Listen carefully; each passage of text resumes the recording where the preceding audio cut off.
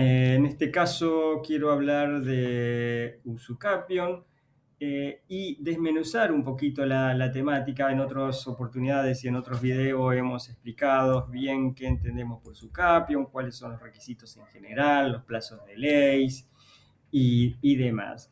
En este caso quiero hablar de la particularidad con que debe darse la posesión del inmueble. Esta posesión jurídicamente y a la hora de analizarse debe reunir ciertos requisitos para que sea considerada como tal y no desacreditada dentro de un marco del marco de un juicio de usucapión. Por eso que creo sumamente relevante poder entender de qué hablamos cuando hablamos de posesión en el marco de un juicio de usucapión, una prescripción adquisitiva de inmuebles. A manera didáctica y de entender entre todos un poquito, he tratado de resumir los caracteres o las características que debe reunir la posesión de la que estamos hablando. Yo los resumí los trato de explicar en estos 5 ítems, que también son los que entiende jurídicamente y judicialmente se da para entender la posesión y que es lo que se deberá acreditar. Estos 5 ítems son: la posesión deberá ser pública, sin interrupción. Hablamos de una posesión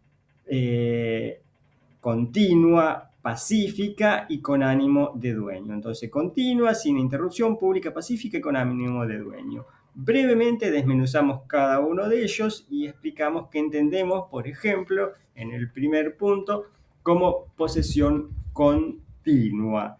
En este caso, la continuidad en la posesión consiste en la sucesión regular de actos posesorios practicados a intervalos relativamente cortos como para que no existan lagunas o dudas. Es el resultado del uso normal que le daría un dueño a su inmueble. Tal como, es decir, lo hace el dueño. Lo que importa decir también con esto, es decir, el uso normal, que lo que importa decir entonces continuidad tampoco, no necesariamente implica o requiere la presencia constante en el lugar, sino el uso normal y regular del inmueble como lo haría su dueño. Con ello entendemos o trataremos de entender la posesión continua. Esta continuidad deberá darse por un tiempo de 20 años.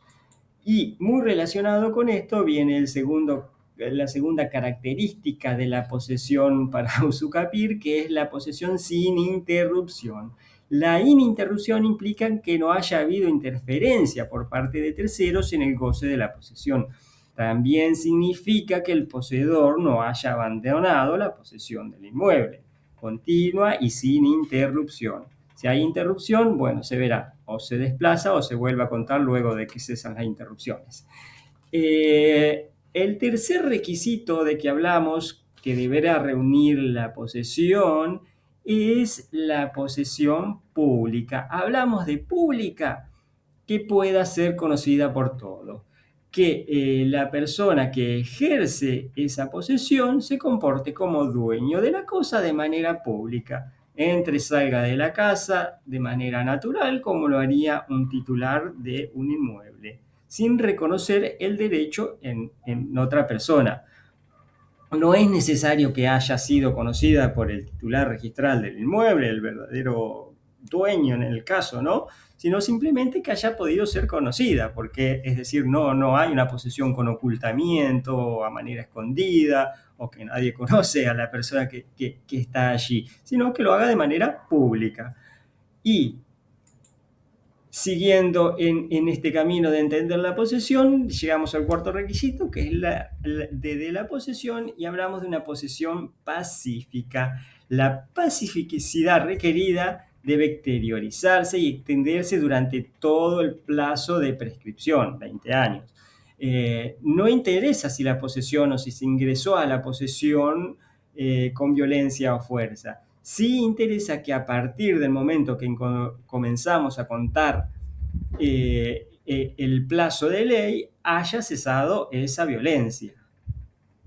Eso es lo fundamental. Entonces, a partir de que cesa la violencia y se comienza a poseer de manera pública y pacífica, a partir de allí se comienza a contar el plazo. Y por último, para ir cerrando estas características de la posesión que quería traer hoy, decimos que la posesión debe ejercerse con ánimo de dueño. Todo lo dicho anteriormente, que está todo relacionado, pero estamos hablando de una posesión que debe darse con ánimo de dueño, es decir, que debe comportarse este poseedor con un ánimo domini, sin reconocer en otro un mejor derecho. Significa, en resumen, ello, el animus domino, es decir, la intención de someter la cosa al ejercicio de un derecho de propiedad y usar y disponer de ella como si fuera su verdadero dueño sin reconocer en otro la propiedad de la cosa. El animus domini, entonces, en resumen, está dado por la posesión de la cosa material, el objeto, el inmueble, y no reconocer en otro un mejor derecho y comportarse como tal. Con ello dejo brevemente entonces explicado los requisitos fundamentales que debemos ver, o a la luz de los requisitos que debemos analizar la posesión en el ámbito de un juicio de usucapión o prescripción adquisitiva.